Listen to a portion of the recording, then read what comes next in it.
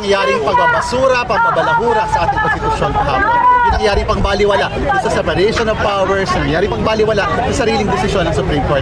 At narito tayo para sabihin na ipagpapatuloy natin ang panawagan at pagigiit na panugutin dapat si VP Sara Duterte sa kanyang pang-abuso sa kapangyarihan at pagnanakaw sa kaban ng bayan. At tayo nananawagan sa Senado at Kongreso na igiit ang kanyang karapatan at kapangyarihan na dapat ituloy ang impeachment trial.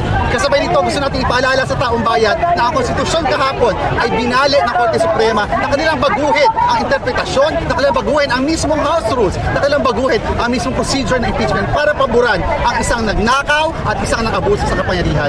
Gusto rin natin ipaalala sa mga taong bayan na dapat tayong mag-iit at sinilin ang mga justices ng Supreme Court sa lahat ng legal na pamamaraan, kasama dyan ang impeachment. Dahil sino na lang ang lalapitan natin kung hanggang sa Korte Suprema nandun ang galamay ng Duterte. Napakalaki ng implication ito sa taong bayan sapagkat nakita natin na pwede palang tumakbo ang mga tiwaling opisyal sa gobyerno sa Korte Suprema at doon magtago sa mga procedural at technical issues. Nakita ng taong bayan na pag pala nangailangan tayo ng sandigan sa katarungan, hindi na pala yun ang Korte Suprema. We will continue yung pag-hold accountable kay Sara Duterte sa iba't ibang mga legal processes. Kasama dyan yung patuloy na pag-file ng mga criminal complaints at iba pang mga civil cases dahil sa kanyang corrupt practices na ginawa nung siya ay nasa DepEd hanggang siya ay nasa Vice President's Office. Mga kababayan, magbantay po tayo. Nangyayari po muli ang tukang. Nangyayari po muli ang impunity. Kung dati ang impunity ay sa pagpatay na walang habas, ngayon po ang impunity, ang kawalan ng pananagutan ay sa pagnanakaw at pang-abuso sa kapangyarihan. Sara Duterte, andito ang mga iba't-ibang sektor, ang kabataan, nandito nagpo-protesta kung sa nakita nating development sa kaso para i-impeach si Sara Duterte dahil kagabi ay nag-release ng desisyon ang Korte Suprema. Sinasabi niya na unconstitutional impeachment proceedings, void ab initio ito, walang jurisdiction ng Senate in the first place.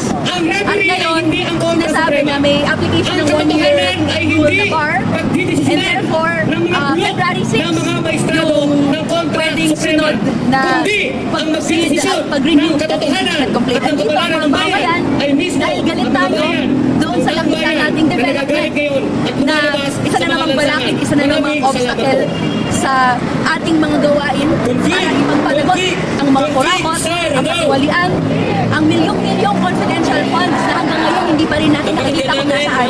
Dapat sana napunta sa servisyo, pondo para sa edukasyon, para sa kalusugan. Pero ngayon, nawala, ito'y ninakaw, at ngayon, technical ang pagpapanagot natin. Andito tayo dahil galit tayo. At tayo, naniniwala tayo sa kakayahan ng mamamayan, kakayahan ng taong bayan, at ito mga hawak ng panawagan, no? The power of the people is greater than that of the people in power. And syempre, andito tayo kasi hindi tayo titigil kahit may ganitong may klaseng development. Ang ending nito, kailangan pa rin ipanagot si Marcos. Dahil bakit ba, na-technical in the first place ang impeachment trial. Ito ay dahil si Marcos, saka yung mga kanyang kampe sa Kongreso, inuwa nila yung impeachment complaint. Disyembre pa lang, nag-file na ang mga iba't ibang grupo, pero Pebrero lang, nagkaroon ng development at na-file ang fourth impeachment complaint. Ang kanyang negligence is similar sa negligence niya na naging rason ng pagbaha, naging rason ng napakaraming paghihirap ng mamamayang Pilipino, ang rason kung bakit galit tayo.